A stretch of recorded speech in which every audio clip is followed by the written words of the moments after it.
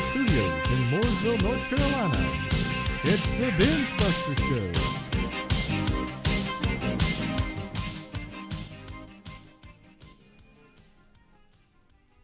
Hello everyone, and welcome to a new edition of the BENGEBUSTER Show. Seems like it's been a little while since we've had one. Unfortunately, I've been feeling under the weather. I had that, I don't know if it's allergies or what, but I was sick the last couple of weeks. So here we are. I'm back. I'm feeling much better, and I'm totally excited about this week's episode because we're going to be talking more music and wrestling, and I'm bringing back one of my first co-host and guests, Mr. Chris Plano from New Dimension Wrestling. He's going to be here with us shortly, and he and I are going to be discussing some of the great summer tours that are coming to the Carolinas this summer and also going into the fall. And I'll tell you what, fans, there is going to be some really, really huge bands and artists that's going to be coming around, and you definitely got to get your tickets for these shows. And of course, Chris and I will be talking more about that a little bit later. But I'm super excited to be back on the podcast this week, and I'm really looking forward to this episode with Chris Plano. So without further ado, let's bring him on, the man of the hour, Mr. Chris Plano. I am here with the great promoter from New Dimension Wrestling and my rock and roll partner, Chris Plano. Chris, how you doing this evening? What's up, terrific Tony? I'm so excited to be on your show, and thank you for having me back. I love doing the first one. We were talking New Dimension Wrestling and the pro wrestling business in general, and looking forward to more of those podcasts with you. But I am so excited about tonight because we are talking probably about the wildest and craziest rock and roll band known to man, better known as Motley Crue. Man, I'm telling you what, they are the kings of rock and roll to me, if you ask me. Yeah, I'm telling you, if there is a band out there between the 80s, 90s, and to today that have done it all, both on and off the stage, and left everything they had on the stage, it's got to be Motley Crue each and every night that they're out there performing for us or just doing something crazy just when they're not playing. Oh yeah, definitely. So they are really, they're always, spot on. I mean, I guess, on one of my other podcasts, I mentioned that the first time I ever saw Motley Crue live was on the Dr. Feelgood tour, and man, I was blown away. Oh, I'm sure. I mean, and that for them was really one of their, was one of the breakout albums. I mean, for Motley Crue and beyond. I mean, they already had numerous hits prior to Dr. Feelgood, but that album, I feel, really took them to the next level. Oh, yeah, most definitely. Mainstream rock and roll. Yeah, because if you think back, Chris, going back from like 89 to like 91, the quote hair metal bands, they pretty much ruled MTV. They did rule MTV, and they were in the same ring, pardon the pun there as we talk about wrestling a little bit too, but they were right there, man. I mean, and then you had Motley Crue, but then, you had all these other guys vying for that rock and roll pie in that crowd. You had Bon Jovi there, and, Poison, and Rat, and Cinderella, Def Leppard, and the list goes on and on. But, like, Motley Crue always seemed to raise that bar just a little bit more versus some of the other bands that were out there. Oh yeah, most definitely. I mean, when, in my opinion, if there was a dictionary or encyclopedia that you look up and you look up the word rock star, the first three faces you see is Nicky, Tommy, and Nicky, Tommy, and Vince. Right. Because they were the epitome of rock stars. I mean, they absolutely and yes, absolutely, and I think in each one of them is a unique character and personality within themselves, both on and off the stage.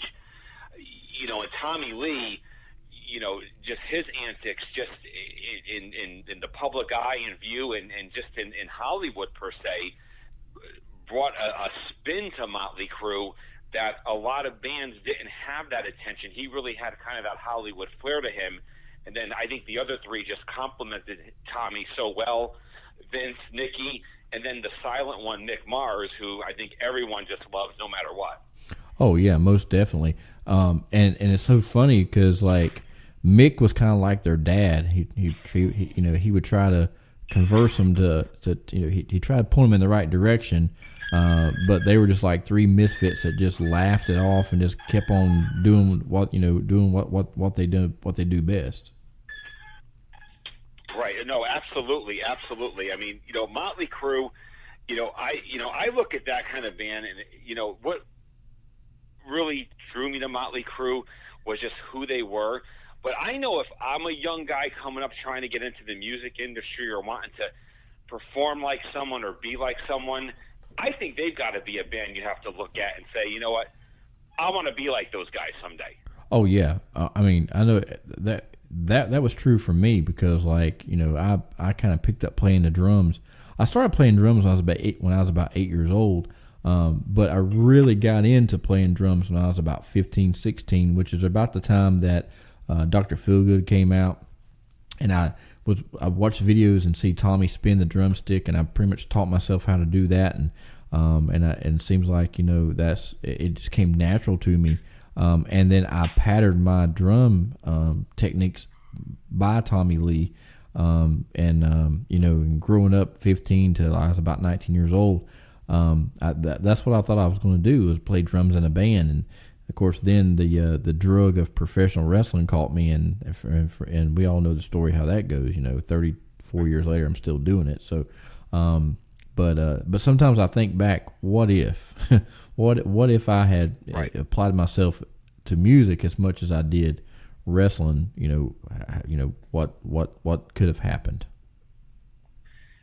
Absolutely. And I think at the end of the day, and when I go back to the end of the day, to get back to that, why it's on my mind, I want to say this. You and I were the kids that would run down to the local magazine store to get that new magazine that came out on music, no matter what that magazine cover may have been, just like the wrestling magazines back in the day. And you would see these guys on the front covers, back covers, inside, and the centerfolds. They were bigger than life. Mm-hmm. They were bigger than life, and you wanted to be and act like them, and that's really what they were. And then these guys just, you know, like everyone else, like wrestling caught the cable TV wave in the mid-'80s. These guys caught the MTV wave. When MTV hit the scene, they just took off like rockets, whether you were a male, female, mainstream, and I think Motley Crue is a part of that. I mean, they were a part of that and really brought that rock, glam, metal into their repertoire and made the most of it. Oh yeah, and maximized their exposure. Yep, and if you look back, go back and look at some MTV stuff, and I don't know if this is true, but just because I've always been a huge Motley Crue fan, but it seems like Motley Crue were more. It seemed like they appeared on MTV way more than any other band. They did, and all of their videos were greatly choreographed out, well planned out. And I think if you ask anyone today who knows an inkling of rock and roll from back in the 80s, and could say, if you could name one of the greatest MTV videos ever that was the most maybe scandalous or video that you'd want to be a part of, it has to be Girls, Girls, Girls of Motley Crue. Oh yeah. I mean, who wouldn't want to be a guy in that video? Right. You're right. And another thing about Girls, Girls, Girls. Number one, when you hear Girls, Girls, Girls, it's already popular because even before that song came out, even Tommy had mentioned this, which is one of the reasons why they chose the name. But the Girls, Girls, Girls, they said that, you know, those three words were everywhere. You know, whatever state or city you went into, there was always a strip club, and outside in the hot pink letters flashing was Girls, Girls, Girls. It was everywhere. So. And so now, you know. No, go ahead, please. So what I'm saying is, like, when they recorded that song, I even heard Nicky say this on an interview. He said that that Girls, Girls, Girls became a strip club anthem. Oh, absolutely. That is the anthem for strip clubs. There's no doubt about it. But I will say this, and Tony, I've been to Atlanta many times. I know you've been to Atlanta many times, but it's like every time I go to Atlanta, I have to stop at Tattletales. You just have to. It's almost like it's a strip club. We get it, but you got to go because when you walk in the door, it still says girls, girls, girls out front, and they filmed about 30 some odd seconds of that video in Tattletales in Atlanta, and it still looks somewhat the same inside, and they still got, when you walk in the lobby area, there's still the pictures of Motley Crue. Right, yeah. And they're still living off of it, and it's almost like you have to go, just even if you go for a couple of beers, to just say that you stopped on by. Right. Now I done something similar to that when I went to L.A. for the first time. And I found the Sunset Strip. I told my friend I was with, I said, dude, the two things we got to find while we're here in L.A. is A, the Seventh Veil, and B, the Body Shop. We got to find those because that's two of the strip clubs where they filmed the song. And if you go back and look at the Girls video, near the end, you see Mick just sitting in the dressing room and he's playing the guitar solo. And there's a little sign stuck on the mirror right there next to him. It says, "Seventh Veil girls give good headaches." And I always thought that was really cool. But now here's a really cool story that I found out when I was in L.A. You may not know this, right? And my listeners may not either. So the Body Shop, excuse me, the Body Shop. That is the strip club where they film a majority of the video, girls, and kind of weird was that strip. It's a strip club, but they don't serve alcohol, right? So around '87, when they were filming this video, of course, Motley Crue, they were partying up, they were drinking and drugging and having the time of their life, but they couldn't do it at the Body Shop because they didn't sell alcohol. But across the street. Right. So across the street was and it's still there, is a Mexican restaurant called the Pink Taco. And what they would do is in between takes, Nikki, Tommy, and Vince would walk across the street, go over there and drink, and then come back and stagger back across the street, go in, try to film more of this video. And I thought that was a really cool story. The fact that they're in a strip club, and your idea, because here in North Carolina, you go to a strip club, they sell booze. But I guess because the Body Shop is nude, they don't serve alcohol there. So therefore, Motley Crue they weren't able to drink while they were filming, so they had to sneak across the street and at the Pink Taco. And you think about that for a minute. Let that sit in for a minute. Girls on one side of the street, Pink Tacos on the other side of the street. So you would think, you see what I'm saying? A very, very cool innuendo right there.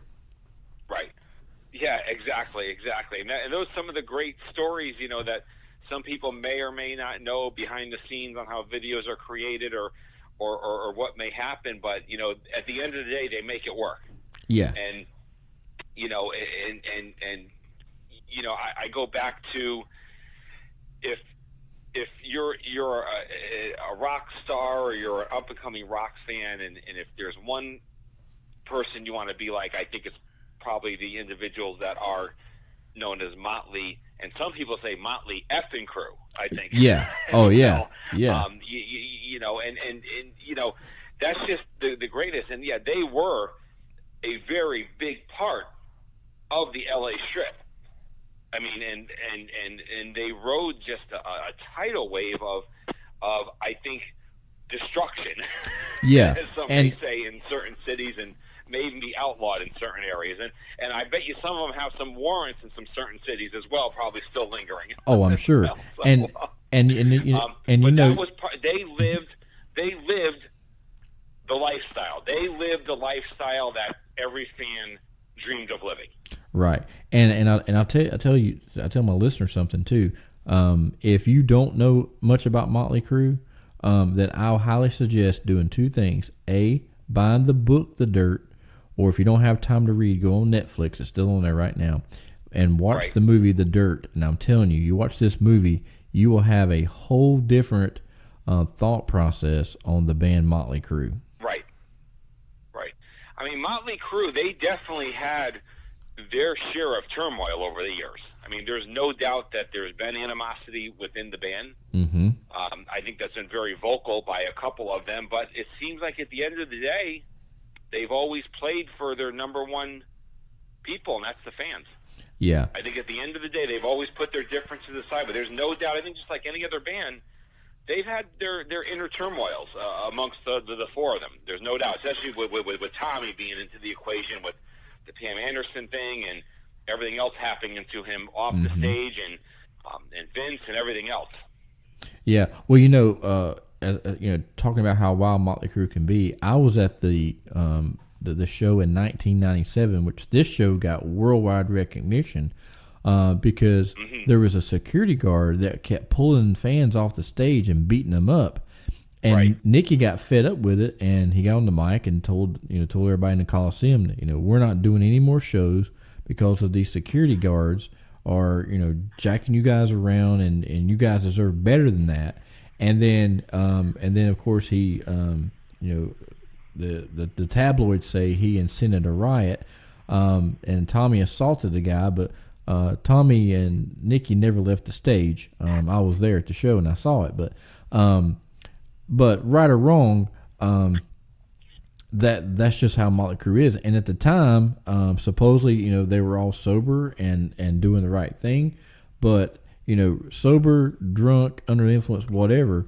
That I think that went to show you exactly how much they cared about their fans, because these security guards that are supposed to be protecting Motley Crue are beating up the fans. And instead of Nicky going, oh, I appreciate him doing that, it was like, what are you doing, you idiot? I mean, these people are paying to see us, and I think nowadays it's a lot different, because I know you and I both have been to a lot of concerts, but in the 80s and 90s, rock stars were like untouchable. So if you could get on that stage just for 2 seconds and touch them, or have their sweat drip off of you, it was like the girls thought it was the best. Yeah. But I don't think so much now, because I've been to a lot of shows. I don't see people running up on stage and acting like that, like they did back then.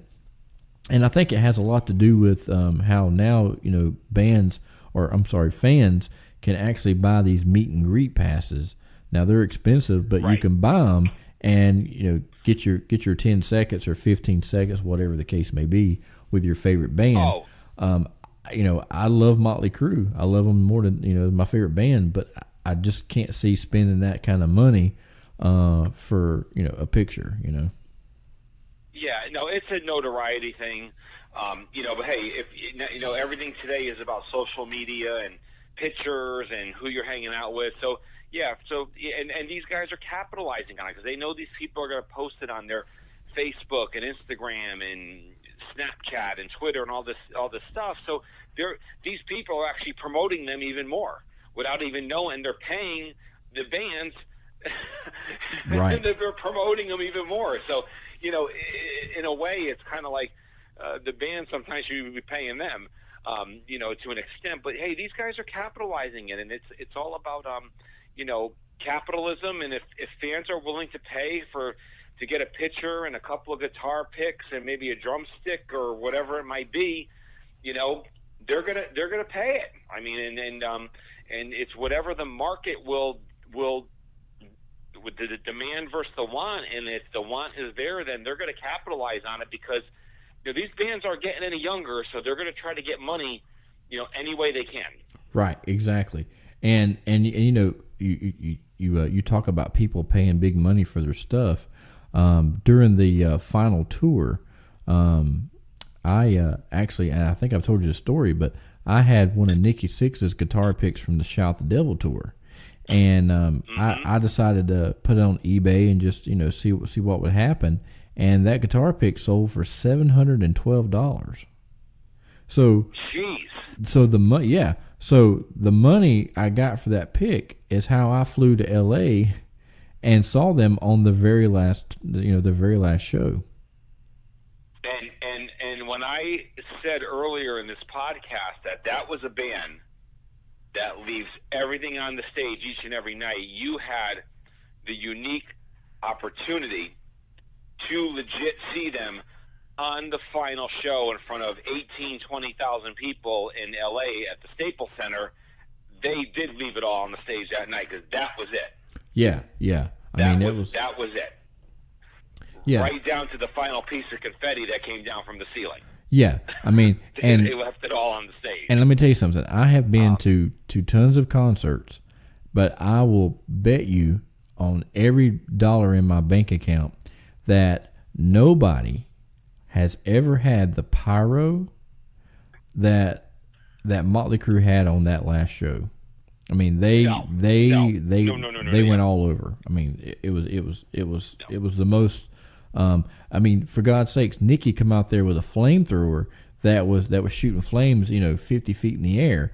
Before it shouted at the devil and all this stuff, right? Yes. And of course behind Tommy Lee they had all these big flamethrowers too, and on that show I wanted to make I didn't want to be real close. I wanted to be up up a little higher because I wanted to see everything. I didn't want to miss nothing. Right. So but even where I was sitting, every time that a flame would go up or whatever, man, I could feel the heat, and it was intense. Yeah. So I can only imagine what it was like for those people, or not even the people, but Tommy and Nikki on stage, Yeah. Yeah, no, I had the chance to see the final tour a good number of times, both indoor and outdoor, and it was an experience. And here's the one thing that I commend about the band: they stayed true to their word. When they announced they were going on the final tour, and then I believe they went on the next year to the second leg of the final tour, if I'm not mistaken. Mm-hmm. They kept the set list the same every night, and they kept the show the same every night because, they could have went to Atlanta and ripped out a bunch of extra songs. They could have went to L.A., the show that you went to, and pulled the book open and said, we're going to lay it out all night. They did, and they gave the same exact show, whether you went to the first show on the final tour, to the last show, and every show in between. It was the same exact show. For the band, it might not have been the most entertaining thing because they're playing the same exact thing every night, but they didn't rip anyone off along the way, because they could have been a band that said, well, we're going to pull out the book tonight and screw all the other cities. They stayed true to their word, and you got to give it up to them because it was a production in itself. Oh, yeah. Multi-million dollar. And I know you went to several of those final tour shows just like I did, and it seemed like everyone I went to, I'm thinking, oh man, that was the best show. And then I go see the next one, I'm like, oh man, that was better than the last one. And it seemed like they, instead of like, and you would think that bands that are playing on a tour for 2 years, as the tour went on, they would be as less energizable, out up there playing. But man, just like you say, every night it was the same thing, the same energy. But I will tell you, the very last show was highly emotional. They play a couple songs, and then Vince is out there thinking first he's thanking the fans for sticking by him all these years. But he started thinking like the what I call the low men on the totem pole, just the riggers, the guys that are each and every night are tearing their stage down and putting it back up and tearing it down and putting it back up. And when he started thinking them, Vince got emotional and started crying. And I think that right there in itself shows exactly, where Vince was thinking as far as knowing without those guys, man, they wouldn't have never been nothing, because you can play good music, but if you ain't got a good production behind it, it's going to be hard to keep the people interested. Oh man, it goes back to everyone behind the scenes, right down to the sound guy, right down to the guy putting the bottled water on the stages for him. I mean, right. It's everyone, but the thing about it is, I think it actually hit them. This is it. This is the final show. This is it. We signed the contract, and we're going to stick by it. And I think they have. I feel that they went out on top. Mm-hmm. They feel they went out on top. There were several, industry insiders and just people in general online saying, can they make it through this final tour? There was questions about Mick Mars and his health and his back, and Mm-hmm. Can Tommy keep it together? Can Nikki keep it? Can they all keep this together? Because there was a lot of speculation that they wouldn't keep it together, Right. And they did, and they whatever they had to get over, they got over, but it was a little sketchy there for a little bit during the tour with Mick, because I think he was really, really hurting, probably body-wise, down the stretch. Oh yeah, I'm sure of that. But I'm gonna tell you, the greatest guitar player ever. Oh, absolutely. When you go into a song like Wild Side or his solos, yes. I mean, when you got to think greatest guitar player ever, top 5 guitar player ever, I think Mick Mars is in the conversation. He's definitely in there. Definitely. The riffs that he has,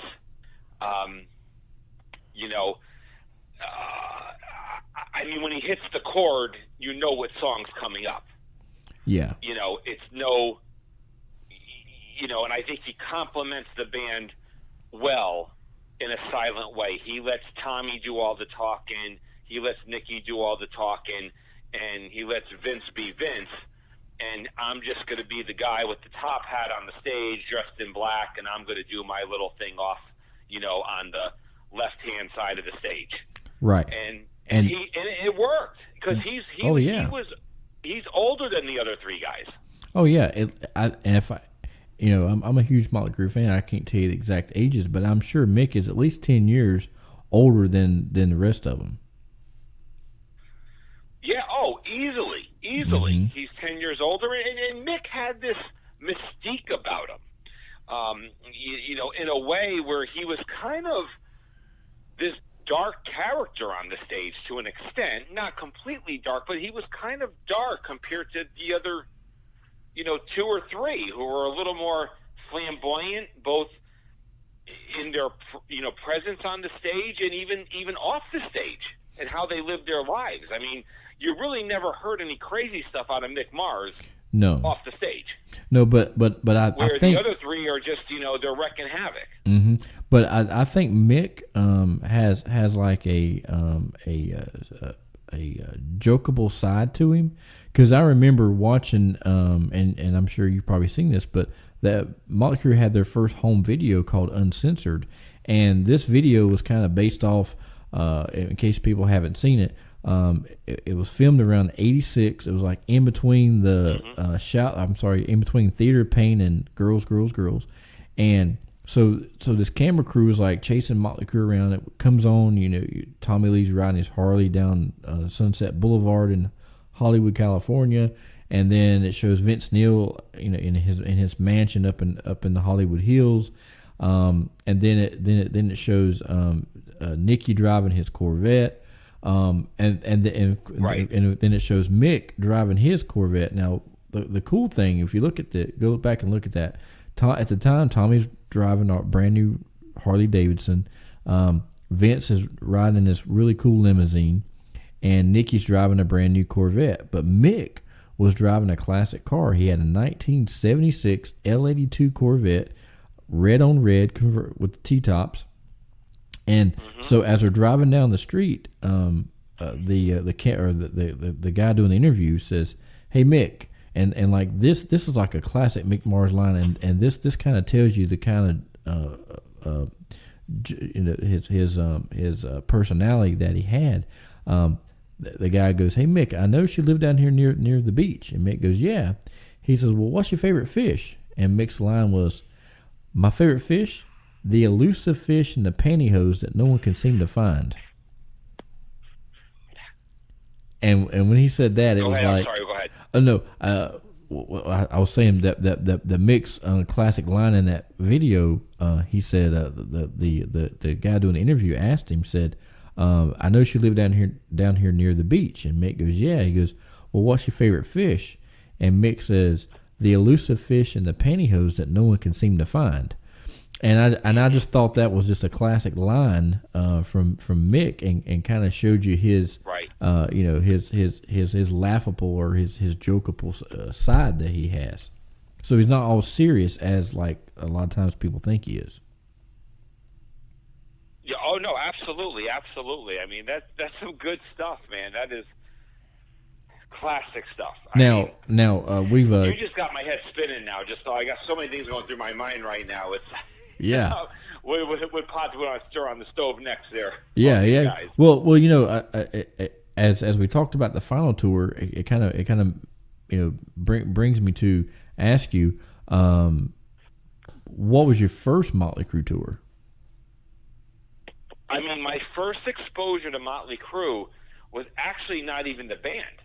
It was actually summer 1993 when Van Halen was on the Right Here, Right Now tour, which was a gigantic tour for them with that double album they put out with Sammy Hagar and Michael Anthony and Eddie and Alex Van Halen.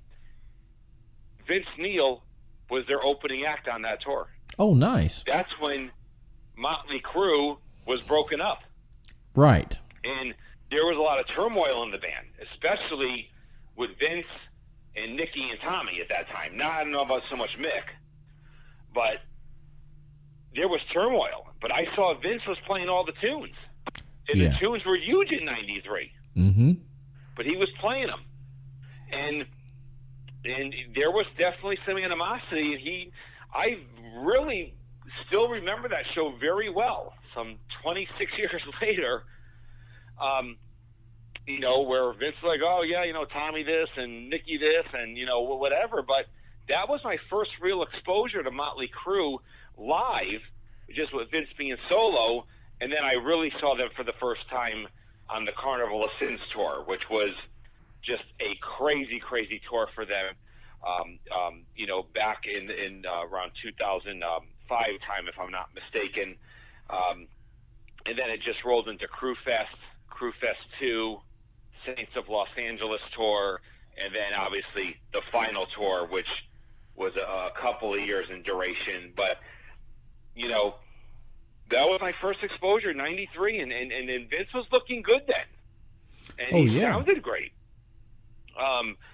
He was just living, still keeping Motley going at that point, because really I think they were, you might be able to correct me, I think they were broken up at that point. Oh yeah, for sure. And I'll tell you something else that kind of makes you look back and go, So when Motley Crue broke up, and Motley Crue, I say Motley Crue, Nicky, Tommy, Mick, and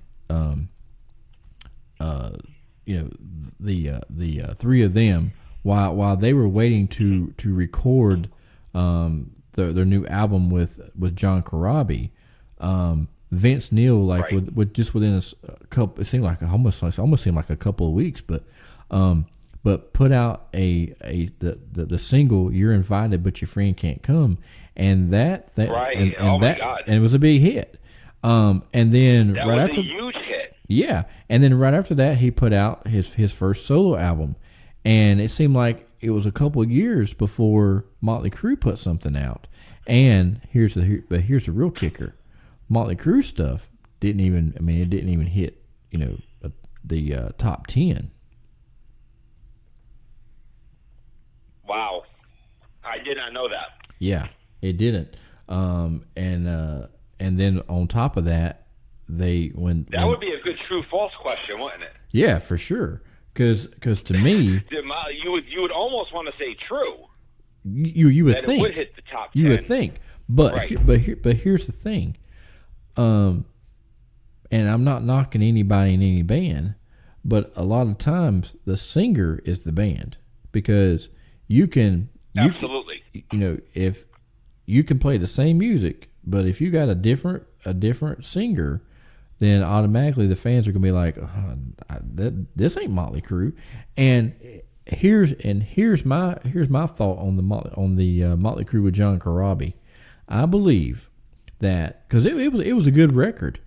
I believe that if right. Motley Crue, Tommy, Nicky, Vince and I'm sorry, Tommy, Nikki, and Mick, if they had taken that group and not called it Motley Crue and called it something else, I believe that album would have been more successful. But see, the diehard Motley Crue fans were like, if you ain't got Vince, this ain't Motley Crue. Screw you. We're not going to buy your albums.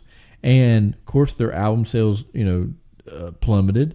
But on the flip side, it helped Nikki because now Motley Crue have they're like one of the few bands that actually own the rights to all their music. Mm-hmm. Yeah, exactly.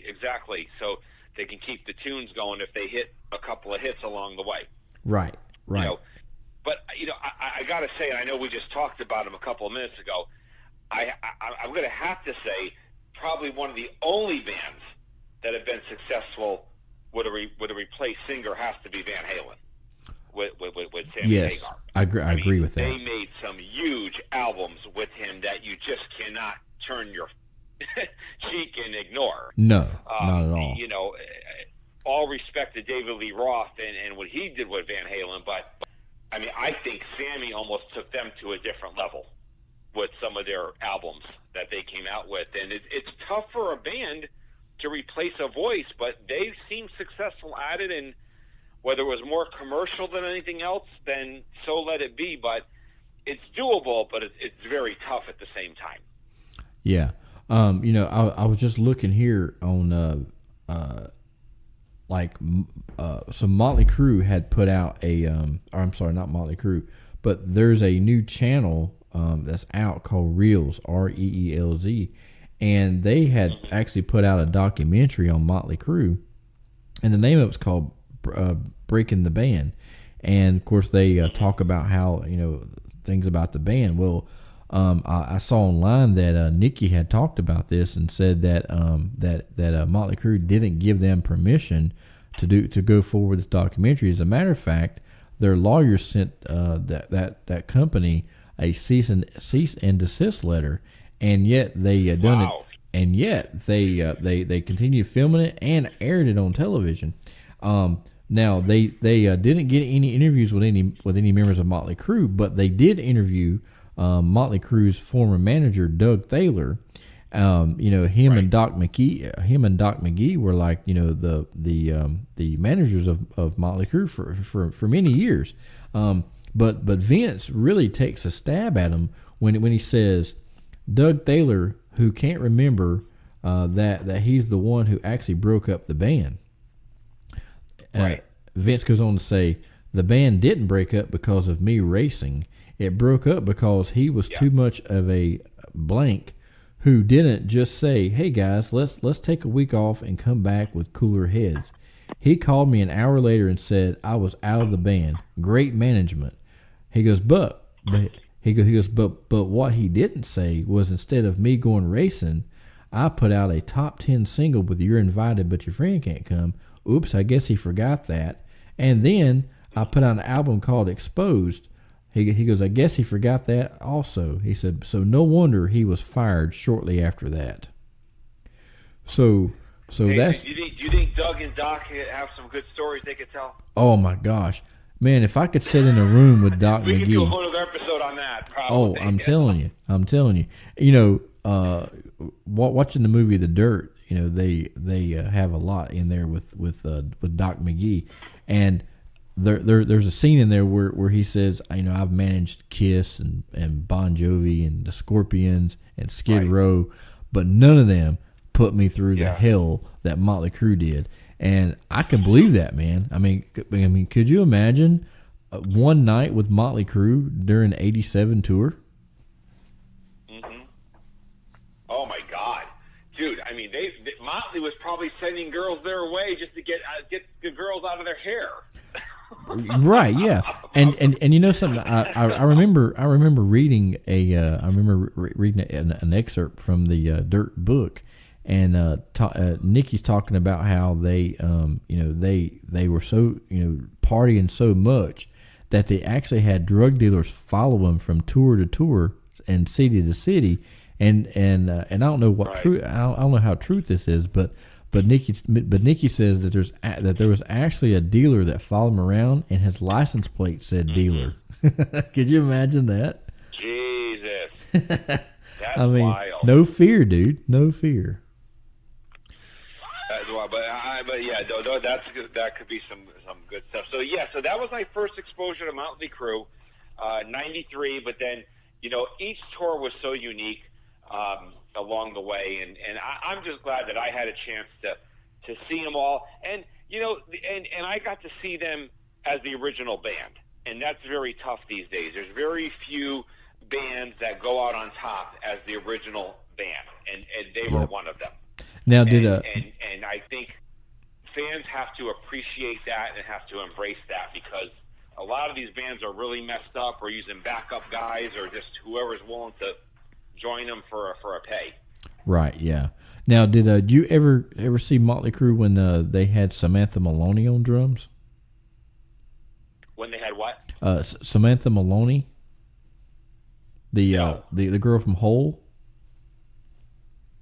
I never have. Not to my knowledge. If they did, I don't know. I don't know if she was on one of the tours.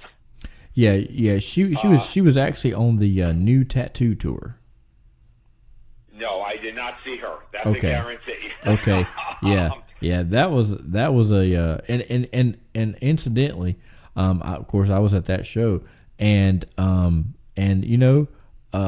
they played a couple of songs, and I didn't even realize that it was a girl drummer, because she's behind the drum kit, and then Vince made the comment, said this is a first for Motley Crue. It was the first time that we've ever had a girl drummer in the band, and originally she came in to just fill in for oh my gosh, I'm losing my train of thought. The drummer, golly, I can't remember his name, but whatever. She come in to fill in for him while he was sick. And then, of course, unfortunately, he passed away, and she just kind of took over the role for the rest of that tour and just finished the tour out, and she did really good. Right. And then right after that was when they brought Tommy back for the Carnival of Sins tour, and pretty much at that point it was Motley Crue again, and incidentally they stayed together from that point on and until the end, like you said, which is really rare these days that you can retire with all four original members of a band. It's absolutely, that's why I keep telling my friends and whoever, you got to go watch. You got to go. This could be the final time. I mean, I know everyone looks at a band like Poison. There's still the four original guys, right? In the band. I mean, this could be the last time. You got to embrace that a little bit, mm-hmm. and you just have to, because you never know with these bands, if they're not going to be together from 1 year to the next, or what's going to happen, or they may never go out anymore. So you just got to take it as it comes. Right, exactly. Because like you say, I look back, because like I remember, I was excited that I got to see Quiet Riot play in Charlotte.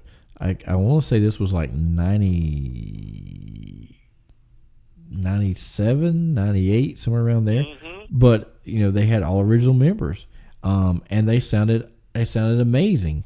But now it's like Quiet Riot is the only original member is the drummer. To me, it's just hard to say that's Quiet Riot. To me, that's just a drummer. Frankie Banali. That to me, that's just him hanging on to what little bit he can hold on to, and trying to cash in on. It's like he's holding on to a string, trying to hang around. When Frankie's a great drummer, where I would feel like he, if he went and started another band, he could still keep rocking and rolling. Absolutely. I mean, I remember like when Poison opened up their world tour in Greenville, South Carolina, in 2007 at the Bilo Center. The Rat opened up for him, Stephen Pearcy, with the whole band behind him. Oh yeah. And it was out of control. I mean, he was all over the stage. I mean, they played "I Want a Woman," "Not Some Little Girl." I mean, they were ripping into old stuff. I mean, it was like he was reborn again. Yeah, and I love when bands do that.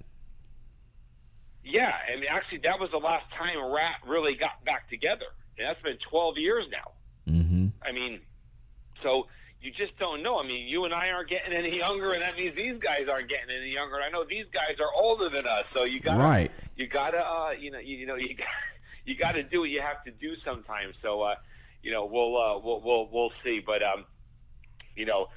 but getting back to Motley, I mean, there's just so many things we could focus on. It's just it's like, where do you start? Yeah, I mean, and go from there. And Chris, one of the things that I like most about Motley Crue is, if you look back, every album that they put out, you and I always talk about wrestlers having gimmicks. Well, Motley Crue had a gimmick, because it seemed like every album they put out, they always changed their image. It wasn't the same look all the time.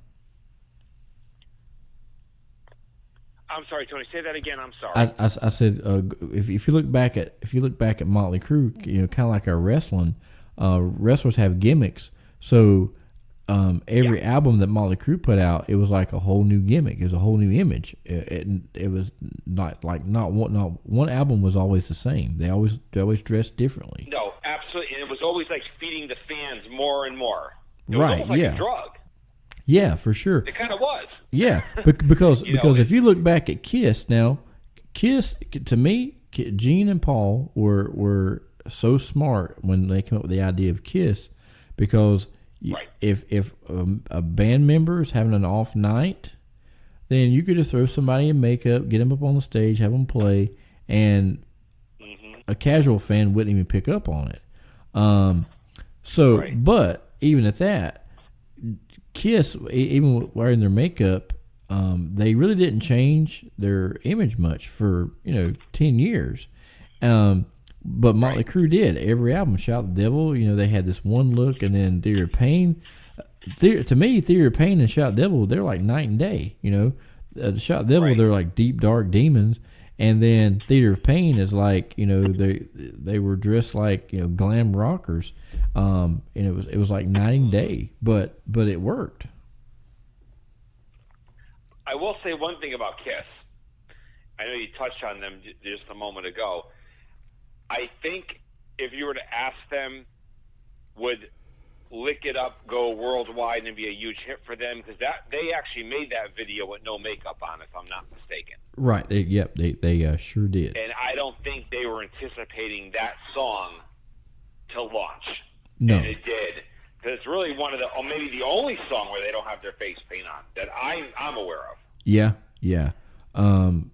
I think like during that era, that was the first song that they made a video for without makeup, and then after that they had a few more videos. They had Who Wants to Be Lonely, Tears Are Falling, All Night, and then they had the Forever video, which was a big hit for them. The love song Forever, Hide Your Heart, right. Let's put the X in, let's put the X in sex. That was a really cool video.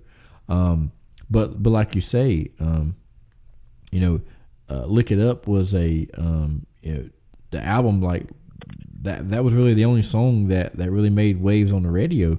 But even now to this day, they're still playing that song. Oh, they are, and even I've seen numerous interviews with Kiss or with Gene Simmons. And when they made Beth was a side B song. Mm-hmm. And they that was never on the radar to be a hit. I think they were just trying to make somewhat of just a slow song, and look what happened there, with that song. Yeah, and I'll tell my listeners, and you too if you don't know this, the story behind the song Beth. Peter Criss came in one day and told Gene, said, "Hey, I got this song I wrote about my girlfriend. I'd like to get it on the album." And Gene goes, "Oh, that's cool. What's the name of the song?" And the name of the song was Beck, because his girlfriend's name was Becky. And Gene said, "Oh, it's a cool song, but I think we need to change the name to Beth. If not, the fans are going to think we're pitching for the other team," which he was talking about Jeff Beck. And so they're like, okay, so they changed it. and they actually put Beth on the B side of Detroit Rock City, but then the radio stations flipped it over and started playing Beth, and Beth became a humongous hit for Kiss. Right, absolutely, we did. So they still play it today. So basically, what happened there in that scenario was the fans chose what song was going to be a hit. It wasn't the record producers. It wasn't the radio stations. It wasn't Kiss. It was the fans. Right, and they listen to the fans. Mm-hmm. Now, speaking of Kiss, how many times have you saw them in concert? Oh, seen Kiss several times. Motley's opened up for Kiss. That was a crazy year. Remember when Motley opened up for I remember. Kiss? I wanted to go to that show so bad, and I missed it. Mm-hmm. Yeah. Oh, that was a great tour. I mean, Motley was opening up. I mean, a rare time you saw Motley Crue open up for a band. But they did that year with Kiss, and they were honored to do so. I've seen Kiss, Poison open up for them, or seen Kiss on their own, or on this final tour. This is it. Paul Stanley has said, this is his famous quote, if you've seen Kiss before, this is the last time you're going to see them. If you've never seen Kiss before, you better come see us, because this will be the last time you see us. So this is it for them. This is it, and they put on a very, charismatic, somewhat crafted show. I mean, they kind of stick to their set list these days, and you're going to get the show, and you're going to see Gene do his stuff and Paul do his stuff, and you got the other two on the stage as well, but it's kind of the Gene and Paul show at the end of the day. Yeah, for sure. Based on who's in the band right now, but hey, if they can still do it at their age, they're still going to do it, and I can't wait till they come here in Charlotte in early August on a Saturday night at PNC Amphitheater, because it's going to be packed out to the top. Because I've had my tickets for some time now, because I've seen so many of my favorite bands multiple times. Poison, Kiss, Poison, Motley Crue. But there's two bands that I have not got to see, and I'm going to do my best to see. I'm definitely going to Kiss. I already got my ticket, so I'm there for that one. But just announced, which is a mind blower, the Guns N' Roses is coming to Charlotte. And that is only a mind blower, but a good number of years since Guns N' Roses played a live show in Charlotte. Yes, they kind of bounced around the city. And they played other cities in North and South Carolina and Tennessee and Virginia, but first time in Charlotte in many, many years. And it's going to be a wild night, and for Guns N' Roses and Axl and Slash coming back to town, and you know what you're going to get. You're going to get it all. And I can't wait for that show. That show is going to be great. And then another show I'm looking forward to also. Another one of my favorite bands I haven't got to see, and I'm going, is ZZ Top, and they're actually playing their 50th anniversary tour. Could you imagine touring for 50 years and still sounding as good as they sound? And they still sound good, and Tony, I actually saw ZZ Top a couple of years ago. They opened up for the Coca-Cola 600 here at the Charlotte Motor Speedway. They played an abbreviated set, per se, maybe like a 30-minute set. But, hey, they played like 6-7 hits for everyone. And when they played, all their hits, and, I mean, everyone kind of knew what was going on, Sharp Dressed Man, you know how it goes. Man, Sharp. And back in... And you talk about Sharp Dressed Man. When I first started wrestling, that was actually my theme song. I had this little tuxedo jacket I wore to the ring, and of course I'd come out and do my little prance. Of course, I stole it from Jimmy Garvin, but mean, you have to think of gorgeous Jimmy Garvin and with a Baby Doll, right? Precious, yeah. Jimmy Precious. I'm sorry. Yeah. I got Baby Doll mixed up with the American Dream, Dusty Rhodes, but man. Precious with gorgeous Jimmy Garvin. I mean, you just with the hairspray. Yes. Let me. I know we're talking about music, but I want to touch a little base a little bit on wrestling here for a second, to kind of show you how much times have changed. In 1986, when Jimmy Garvin came to Mid-Atlantic Championship Wrestling, my dad took me to the Greensboro Coliseum, and this will show you how smart they were and how they got heat, right? So Jimmy Garvin is wrestling Wahoo McDaniels, and they're in the match, and Tom Miller's doing the ring announcing. He announces Precious is ever spraying the air freshener, and she walks over and she tells the ring announcer, she says, "Please tell the people that I've just washed Jimmy Garvin's hair, and I'd appreciate it if they wouldn't smoke during his match." And absolutely. Let me tell you, he said, "Fans, Precious has just requested me to ask you guys, if the smokers in the building, please do not smoke during Jimmy Garvin's match." And let me tell you, people started lighting up and blowing the smoke to the ring, and the ring covered up in smoke. It was one of the most amazing things I ever saw. Of course, now you wouldn't see nothing like that happen, because now smoking's not allowed in public like that. But I thought that was really cool. Involved, didn't they? Yeah, they got it was interactive. They drew the heat. Like part of the show. They drew the heat and got the people involved, and man, I'm telling you what, it was just, Jimmy Garvin had a great gimmick in it, and it was over. Jimmy Garvin had a great gimmick. Always came to the ring with the glitter jacket on, or some sort of glitter, and had Precious and had the gimmick, and kind of always hanging around the Freebirds or whatever else was going. It was like he was there, and hey, he had some great wrestling ability in the ring as the ring too. Let's not. Oh, he was no pushover in the ring. No, most definitely. And the very first time I ever saw Jimmy Garvin, he was in a feud in World Class Championship Wrestling with Chris Adams and Sunshine, and and I was like, man, this guy's really good. And just a few months later, he shows up in Jim Crockett territory, and of course at that time his career just took off. But yeah, I thought that was really cool. But yeah, even to this day, man, every time I hear ZZ Top on the radio, Sharp Dressed Man, I immediately think of Jimmy Garvin. You got to. I do. I always do.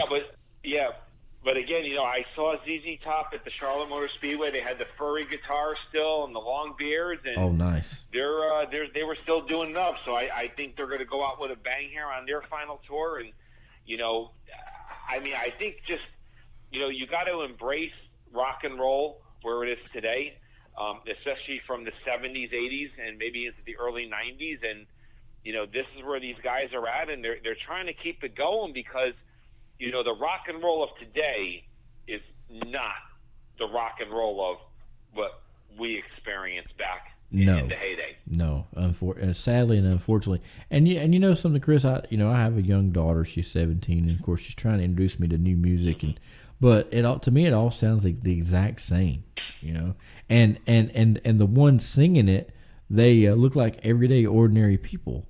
When you look back at Motley Crue and ZZ Top, and they don't look like ordinary people. They look like stars. Right. Now they're the bands of today are just reaching their base and their fans in a much different way. You and I, we'd have to tune in to MTV to see what's coming up the next hour. What videos are they going to play, and your favorite band may or may not be coming on. Now today, it's it's the click of a button and go on YouTube or Spotify or whatever, and you can see it in an instant. Right. So they're connecting in different ways now. Where it's not about just running to the record store and buying that album anymore. It's about how many downloads can a band get. Yeah. It's a totally different game now. Where if you're a fan today, you don't really even need to be at the concert. They bring the concert to you with Access TV and all this other stuff. You could almost view a whole concert online almost instantly. Yeah, and Chris, I'll tell you, not even go. Right, yeah, and speaking of that, I'll tell you another thing that blows my mind too. Remember whenever we were kids and we would listen to our favorite music and we'd listen to it in the car or whatever, then we had to carry this big box of cassette tapes in our car, or wherever we went, jam box or whatever. You had all these cassette tapes. Now, every song that I love, is on my iPhone, and I listen to it, religiously all day long. I plug it up in my car. I can put the headset on while I'm at work. So those 200 cassette tapes I used to have, they all now fit in my phone, which blows my mind at that point too. Exactly, the collecting dust. Yeah. And you're absolutely right. And I mean, now you can even go online and on what is it, Setlist FM or whatever it is, and you can get the set list of any singer out there, and you could almost know what he played the night before or the week before, and know the set list and know how to plan your concert out that night. I do it when I'm in the parking lots tailgating or before a show. I can know exactly what almost they're going to play per se and plan accordingly.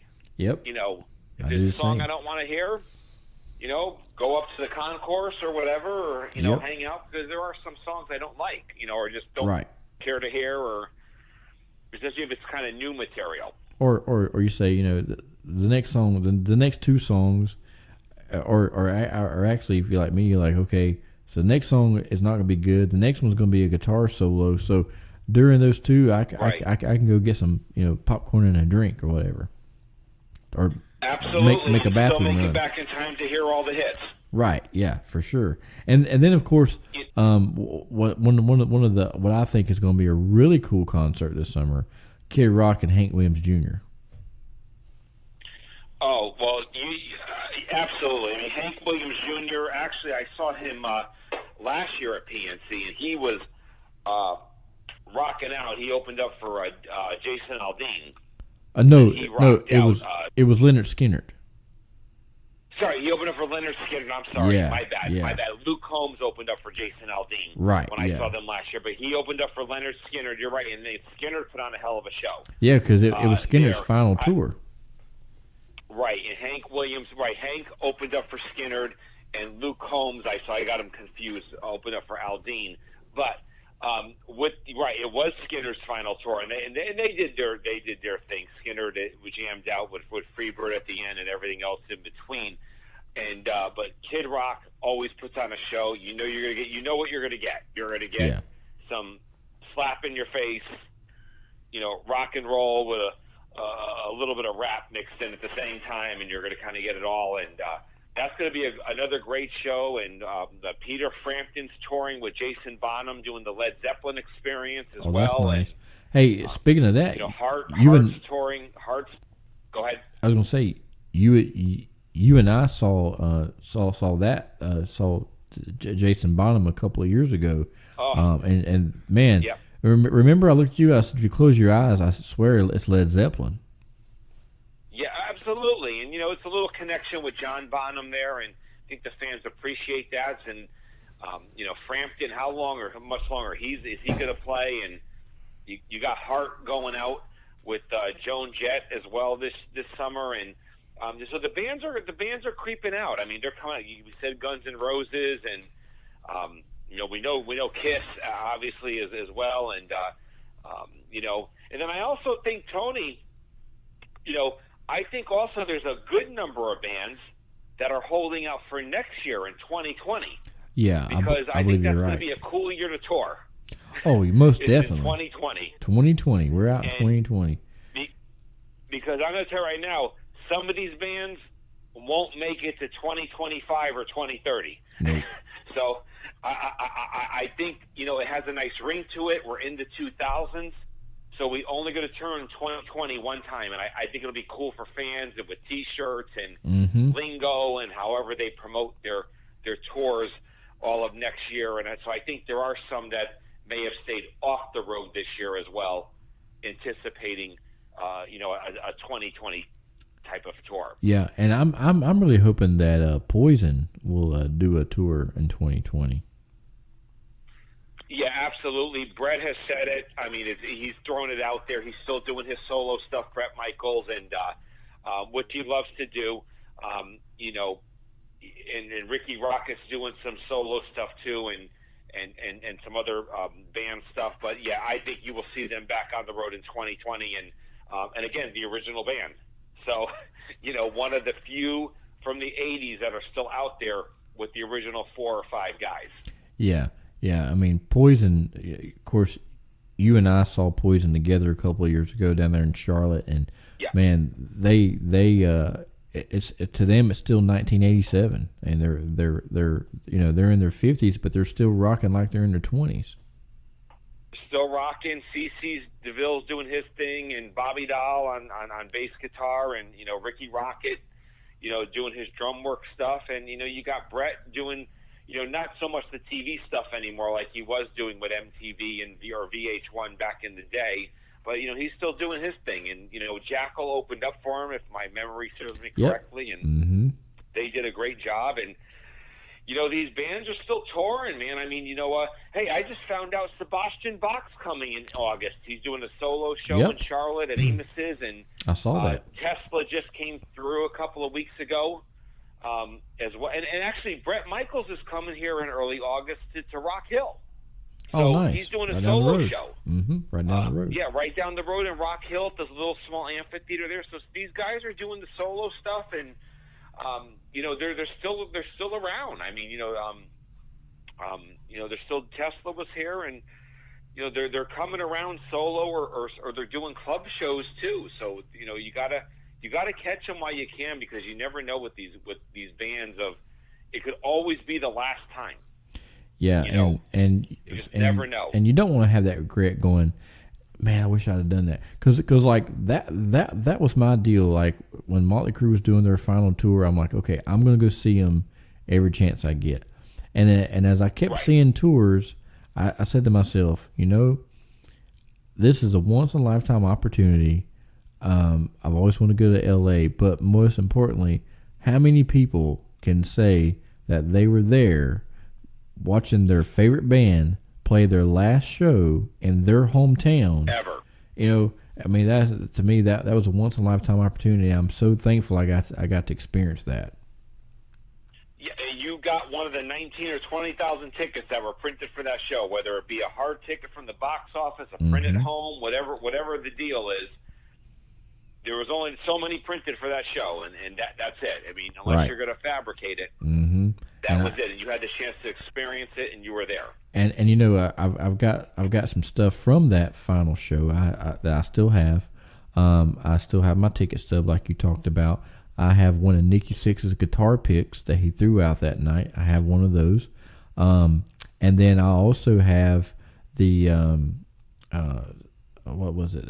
The itinerary that belonged to a member of the band. And so I can look at that book and tell what Motley Crue did that final week, which is really cool. Right. So I have all that stuff, and I'll probably priceless. Yeah, I'll never get rid of it.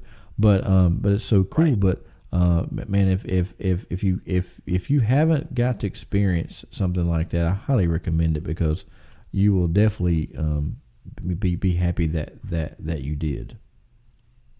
Absolutely, and yeah, you have to do it. I mean, if you're going to do it, you have to do it, and you have no regrets. And you made the most of your trip out to L.A. You were on the Sunset Strip, the Whiskey Go-Go. I mean, you kind of you made more of just, I'm going to the one concert. You got to take it all in, and you have to embrace it, and you come home tired.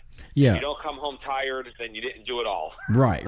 And one of the things that I wanted to do when I was out there, because I thought that I didn't know I'd ever be able to go back to California again, which I did, but at that time I didn't know I would. But I told my buddy, I'm like, dude, we're out here from Motley Crue, so we have got to make make our next 3 days out here revolve around Motley Crue. Let's go find the places where Motley Crue have been. And so we got in the car and we found the Sunset Strip, and we just drove it, and we saw the Sunset Strip Tattoo Parlor, and we saw the clubs they played at, the strip clubs they went to, of course the Whiskey A Go-Go, and Chris, we even found the infamous Motley Crue apartment, which is where Motley Crue lived at, which was behind the Whiskey A Go-Go whenever they were just playing clubs. And we even found that, and I thought, man, this is really cool. I've done this, but I had no idea there was so much more stuff to see of Motley Crue out there. Like, if you ever go out to L.A., if you go to the Universal Studios out there in Burbank, if you go into the Hard Rock Cafe out there at the Universal City Walk, they actually have on display Tommy Lee's Dr. Feelgood drum kit. And, of course, I had to go see that, too. Absolutely. You got to take it all in and embrace it. Yeah. And that's all about the memories and making the most of your time. Mm-hmm. For sure. You don't want to be sleeping in and doing, recovering all day, and because, that's what makes the trip. And whatever happens, and whatever you run into, and whatever happens on the LA Strip stays on the LA Strip, right? Right, for sure. For sure. That's awesome. Well, Chris, I really appreciate your time. I'm glad that we got to talk about Motley Crue and some of the concerts that we got to see together and apart, and it's unfortunate that nobody else is going to get to see Motley Crue the way you and I did. Absolutely. If there's one thing I can leave you on before we go that I mentioned earlier tonight was back on the final tour, one of the fondest memories I ever had. And this was great. We were in Raleigh, North Carolina, and after Motley went off the stage, I was stage side. I was right there in the first row where they were walking down to play Home Sweet Home. Oh yes. And Motley came out right in front of us. They were slapping our hands, and all of a sudden, the girl I took to that show, the girlfriend of mine, Kristen Stewart, had her hand out, and Vince tapped her hand. Mick, you couldn't get near to. Yep. Nikki was like, whatever. And she was like, whatever. But then here comes Tommy, and Tommy grabbed her hand, stopped, and actually kissed the top of her hand and said thank you, and then kept walking. That is awesome. I don't think she washed her hands for about a month after that was That's done. Great. And I never heard the end of it. I think she was so mesmerized. I don't think she heard a word out of Home Sweet Home that night either at the final. But that was a while. But just so many memories, and this has been great talking. You kind of blasted me in the past, the last hour and a half here, and it's been great. But I also want to definitely talk some more pro wrestling too, because we have a lot to chew on here. Yes. In the next little bit coming down the road in 2019. Yes, sir, and especially with some of the new companies that are taking off, I think we're about to see another Attitude Era. Absolutely, and I think I know what you're talking about some stuff brewing down in Jacksonville, Florida area, and just other areas in general. I think there's some other stuff happening outside of just what we see every Monday and Tuesday night and once a month on a pay-per-view from WWE. Yeah, I really think that it's about to explode. And as a matter of fact, I'll leave you with this too. This past week, I was on a radio show there in Greensboro, North Carolina, yours and my little hometown. But I was on a radio station down there with a great friend of mine, Nick D. And we were talking, or he was talking. He was asking me about my podcast and about who my favorite guests were, and I brought up your name, and I said, yeah. I said Chris was, I said he was one of the very, very great promoters here around North Carolina, and he goes, oh, okay. And when I said New Dimension Wrestling, the other guy on the show was like, man, I remember NDW. They had it going on. They had everybody that was anybody on those shows. And I was like, yep. I said, that was it. And I thought that was really cool how, somebody that I didn't really know, he knew exactly how great NDW was. Well, that's great to hear, and it puts a smile on my face when you say that, because you're talking some 20 years, 25 maybe years ago, and that's really what it's all about. If you can entertain someone for an evening or multiple evenings and give them a memory and they can still remember it today, then I guess, like you and I say, Tony, we kind of did our job. Yeah, and that was one of the things that he said, and it blew my mind, because he basically said the same thing that you told me on our podcast. His words were, anybody that became somebody was on NDW shows, and that's where they started. Absolutely. Yeah, absolutely. And I just think that's awesome. Those are great times. Yeah, I just think that's awesome. Those are great times for me. And what's up? I just think that was really awesome. The fact that that he even knew that. Oh yeah, absolutely. It kind of almost catches you off guard a little bit. Oh yeah, I'm sure. As well. Mm-hmm. Because at the time, but those are great things. Right. Yeah. I mean, NDW was great. So, all right, Mr. Chris. Well, I will let you go so you can get back to maxing and relaxing, and I'm gonna be doing the same thing. But I look forward to seeing you, and I'll be seeing you at I guess our first concert together is gonna be Kiss. So I'll be seeing you there, and of course all the other shows. And I hope you have a good week, and I'll talk to you soon, my friend. Same to you, Tony. It's been a pleasure, and we're going to rock and roll Kiss all night long. Sounds good, my friend. I'll talk to you soon. Thank you. All right. Ladies and gentlemen, thank you for joining us for another exciting edition of the BengeBuster Show. Make sure you tune in next week, as we will have a new guest discussing pro wrestling.